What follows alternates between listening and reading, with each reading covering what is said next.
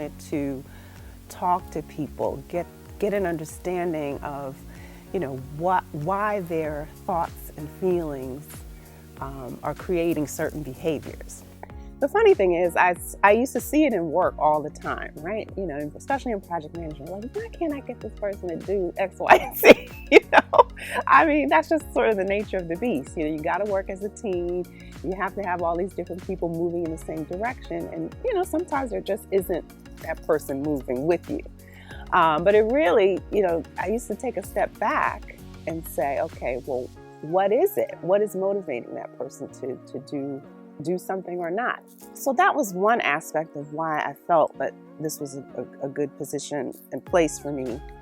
I guess I've always been sort of the person that gave good counsel in a way. People always came to me for advice, help, didn't always use it, but right? I mean, but also it intrigued me to see how, why, talk to people about the patterns that they created in their lives and how to initiate some kind of change. And it was a big part of a big interest for me because it helped me not focus on myself also.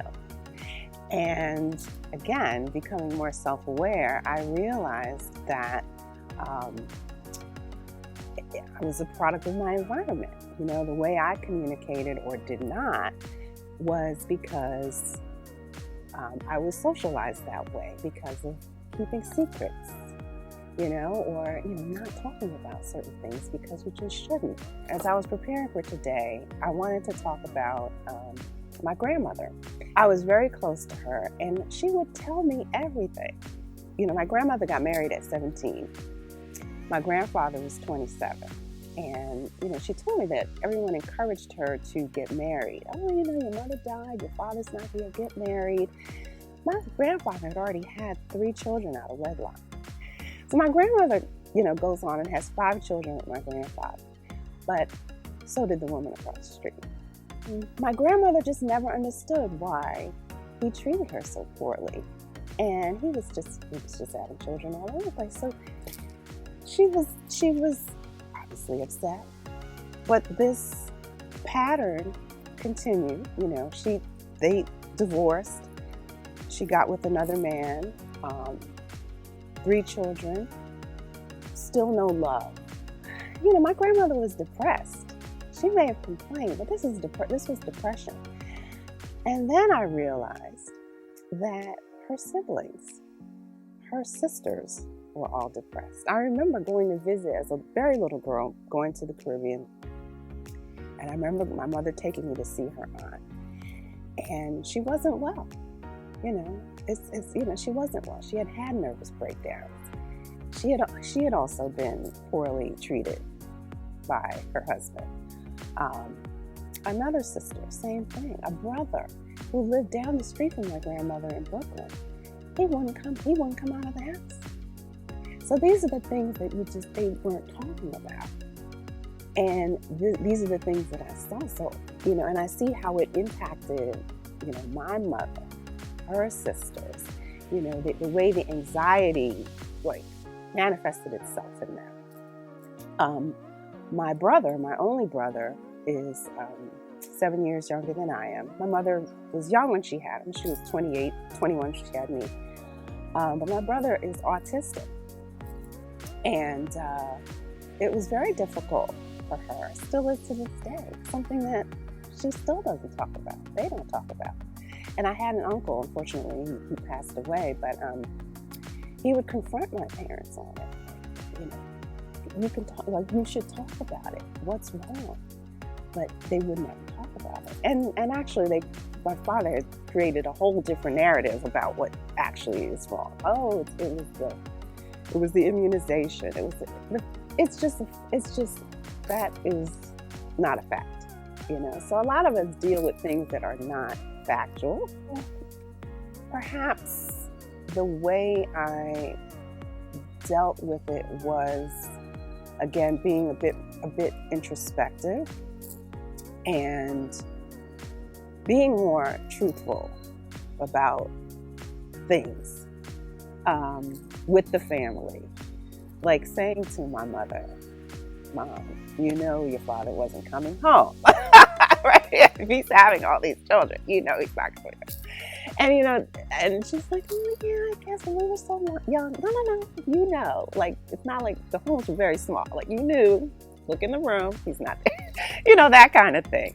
And not normalizing this type of behavior, and that's what we do. We kind of normalize what is wrong and don't do things to make it right. And it just, when you start doing that, it's a layer on top of layer on top of layer, and it's hard to get from underneath it, or people don't understand how to get from underneath it. And that's where I help.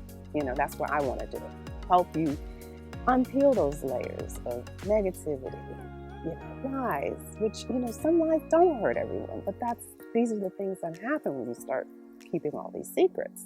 So my grandmother was a complainer. Yeah, but let's talk about why, like she has feelings. And you see this with even kids, like the missing parent is the one that they idolize and they glorify. And they do that with him. Love my grandfather, but let's just say he was wrong. It's okay. It doesn't make him terrible. He's still your father, but he was wrong. Maybe she was sort of my first client in a way. Just listening to her and talking to her and making her feel, it's okay to have these feelings. But let's work toward you releasing it, and having better coping skills about it. And if you're not talking about it, then of course it's going to manifest itself in a negative way. It has made me more empathetic and compassionate to my family, to my friends, because listen, when your friends are messing up or doing things, you want to just say, get your shit together, right? But, I realize it's not that easy. It's not. And I would take that for granted, let's say, take it for granted. So I don't take that stuff for granted anymore. So I have become a better listener.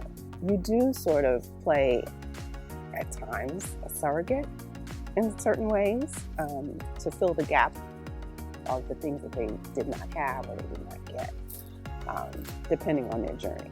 I love it. I actually feel like I could bring everything in me to this role. So I would encourage people to think about what drives them, think about what motivates them, what makes you happy. Everybody thinks, oh, well, what makes me happy, I can't monetize it, right? It just depends, or don't think of it being one thing, think big, look at where we are today. Like anybody, you could be president or vice president now. We shouldn't think we have boundaries. And I think that we create the boundaries. So think about it that way. Like, if you could remove the boundaries, then what would it be? So that was the pivot for me. I think people are just afraid, to give themselves that freedom to move forward. When my girlfriend asked me about what would you really, what would you do if you could do it all over again? I knew that this was the right time. I knew just because I was 49, about to be 50, that wasn't enough of an excuse. I knew I was brought to that point for a reason. And I knew it was time for me to use my gifts.